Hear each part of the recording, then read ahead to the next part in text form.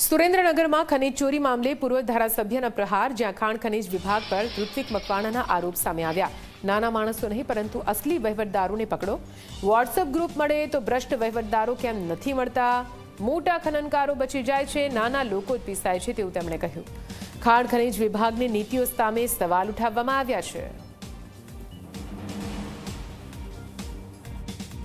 સૌથી વધારે ચોરી સરકારી વિભાગો, સરકારી કોન્ટ્રાક્ટરો અને સરકારમાં બેઠેલા અધિકારીઓ કરે છે। થાન વિસ્તારની આસપાસમાં જેટલી પણ કોલસાની ગેરકાયદેસર ખાણો ખોદાય છે, અહીંયાના નાના છોકરાઓને ખબર છે કે 1.5 લાખથી પોણા 2 લાખ રૂપિયાનો હપ્તો જાય છે, તો ખનીજ માફિયા તો એ લોકો છે।